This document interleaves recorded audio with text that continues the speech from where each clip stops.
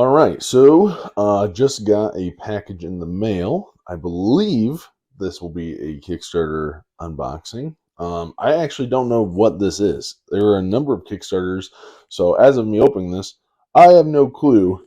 But obviously, the thumbnail of the video will tell you before I even tell you. So let's see what this is. This could be a number. I know there's a bunch of Kickstarters that are out and about that I'm waiting on. So let's go ahead and pop this open and see. I have my suspicions. So let's see what we got here. It is, Expeditions. Nice. Okay. Well, yeah. I think that's just the order. So I pre-ordered this back when pre-orders were open and everything at the very beginning. So yeah, this is the follow-up to Scythe. Same, what it says right here, sequel to Scythe. Same world, but let's go ahead and open this right here, right now, and see what we have inside. I did not get the ironclad edition with the metal mechs. Just because I don't need the metal mechs. I'm okay with saving a few bucks and getting the plastic. So, here we have the box. Now we have our little achievement sheet. We have the rule book. I like that it's a smaller rule book. We don't need giant rule books.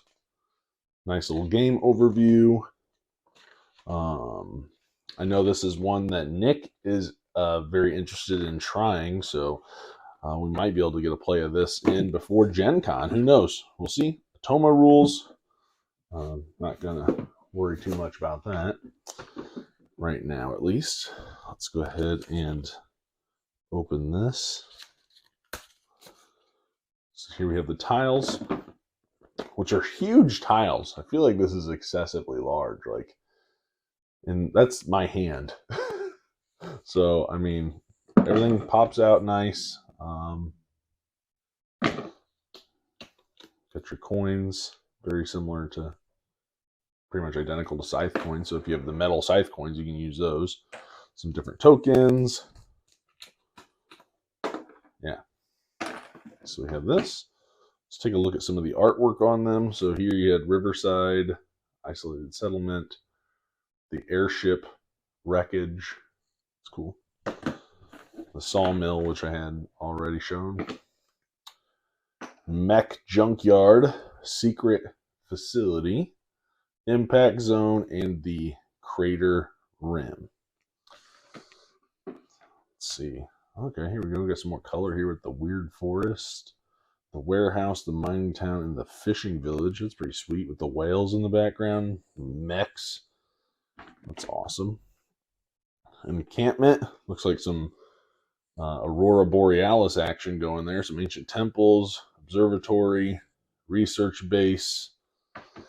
The good thing is that the iconography looks very clean. Yeah, it looks fairly straightforward just by looking at it. And here we have the insert. Well, I guess I'll just pull it all out. I wasn't intending to, but why not?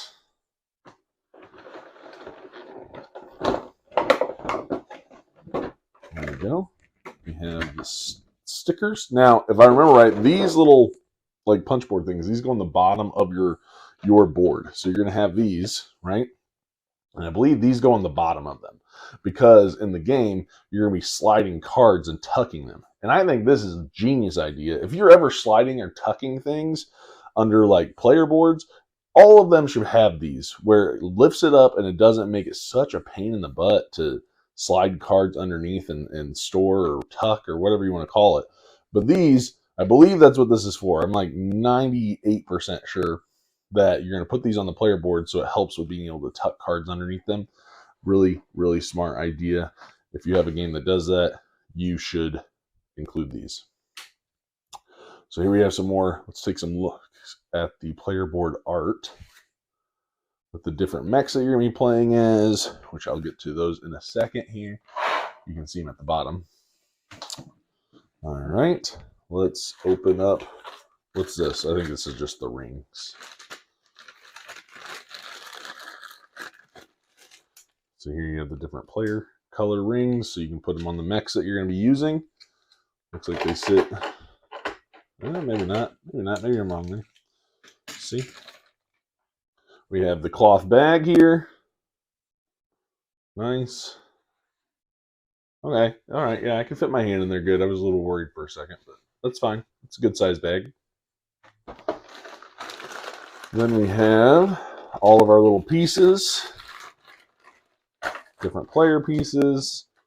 Let's see what we got. Here are some little tokens. There, nice chunky wooden tokens. That's nice. Here we have stars, of course, right? I don't think it's a Stonemaier game unless there's stars in it. There's the different stars that you're going to be marking. I'll get that later. Here we have, looks like the purple. I don't think purple is a player color, but these look purple. Purple workers. I'm dropping pieces, but hey. Then we're going to have, I think these are all, I'll be curious. I'm going to set these out. Are they all unique workers? Like in Scythe, all the workers had their own distinct shape, and I think so, because there's the green ones. So they're a little chubbier, they look like. Here we're going to have some different tokens, so we'll take a break from looking at the different workers. Here are different tokens there, which I remember seeing those symbols on the tiles, so obviously it should pertain to that. Then we have these. Yep, another unique type of worker there. So you have all different types, or shapes, I should say. Some more orange tokens. I won't open those. They're same. Looks like the same as the blue ones. Probably coordinate with these like brain-looking tokens and the fist tokens. That would be my assumption. Again, I haven't looked at the rules. I haven't looked up. I know very little about how the game's played. We have this player, this workers here. Very unique worker there. Looking. I like that. Instead of just your common meeple. And then here we have what? The blue workers. That's cool. There you go. So you have that. So then you have all different shapes and colors of the different workers that are in the game. Well, I'm calling them workers. I'm assuming they're workers. Meeples. Let's say that. All right. I'll save the mechs for last just because I know those are going to be cool to look at. Let's take a look at the cards real quick.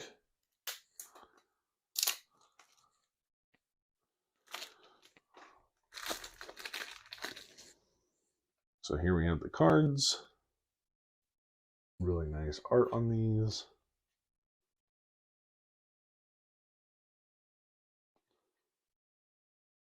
So I know so in this game, I know you're taking actions, you're taking different actions. I don't know much, I think, about the worker things that's going on. Looks like player aids. These are definitely Atoma cards. Yep. More things, I'm guessing, for the Atoma. Yep. So yeah, so the cards look, I just always enjoy this art. I don't know what it is about this art, but I just like the way this looks. I mean, the giant squid, I don't know what that is. It looks like a giant squid. So yeah. Motion detected at front door. Motion detected. I have a couple packages getting delivered today, so I might be doing another unboxing right after this one. We'll see. And then we have some more cards here. Very cool. I know there, if I remember right, there's meteors in this game that you're going to be getting and doing stuff with, so really, I'm intrigued to get this played and see how this all works out. So we'll see. All right, let's get to the part everybody wants to see, and that's going to be the giant mechs. So here we have the first one here. Really nice detail. Just cool. I like that they came up with completely different design. Well, for the most part, I think they're all mostly completely different. The one that is similar, it seems inspired from Scythe. They at least seem different from the mechs that you're going to find in Scythe. The only one that I think looks probably a little similar is going to be this one here, just like the Viking ship mechs that you see. This one's obviously a lot larger, and it's not exactly the same. I mean, it has some different features and stuff to it, especially when it comes to the little legs. But I think that's cool. I like that they came out with some unique ones instead of just recycling the same kind and making them bigger. I think it's cool. Like these, I think look a little similar, but I like that they made, looks like improvements or upgrades to the mechs, which is cool. So that one. Now this one here, it's really neat. Now that I'm finally getting back into painting, these would be cool to paint. And I don't think, since they're so big, I feel like it should be easy to paint them too. I'm not the best painter, but again, I'll have to practice on other things before giving these a shot. This one looks like some sort of insect. I don't know, I like it. It's cool.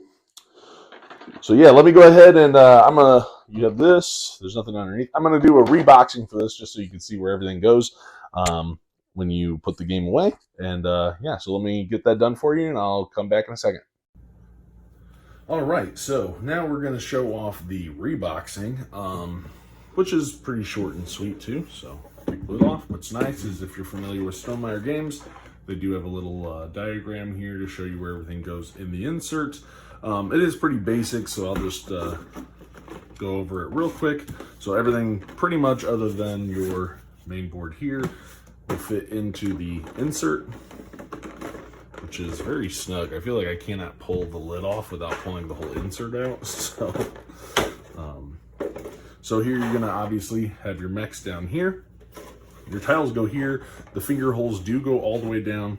Like you can see, I can pull them all out in one try. It is pretty deep, so hopefully that means maybe future expansions for tiles, additional tiles, that kind of stuff. This is going to be your corruption bag. So all your corruption go right in there. And I just roll mine up and go here. Now these two have the exact same thing at the bottom where it looks like, I don't know if you can see it, but there's like looks like that's where your bases are supposed to snap in. And maybe something else. But anyway, the bases are too big. Either that or this is made too small. So I would not recommend trying to snap your bases into them. The same thing's in this one. So what I did is I just bagged each individual player color. So I put their strength token, their guile token, their stars, their cube, and their base in a bag. And they just all sit right in there fine. They don't pop up or anything like that. And the bag just goes right here with your corruption stuff, okay? You have your player boards here, and then you have your coins, your map tokens, and your workers. And I placed all of my Atoma stuff right underneath. And then over here, you're gonna have your item cards and your meteorite cards. And they have little wells here. I just didn't have anything to put in there. And then over here, you have your player cards and your player aids. And then I put my quests cards in there as well. And there's plenty of space here so that if you want to sleeve them, I would assume you have plenty of space there. It's like only takes up maybe half. But that's pretty much it. That's everything. So it all fits really nicely into this. The only issue I have with the insert is the places where it looks like you should be able to snap the bases in. But it doesn't matter because there's plenty of space in the box to where you can just bag them and they sit perfectly fine. And then you place everything in there. There's definitely no box lift. You have plenty of space. And that's going to do it for this unboxing of 1920 Expeditions. I can't wait to get this one to the table. Let me know if you guys want to play. And I will see you guys on the next one. Thanks for watching.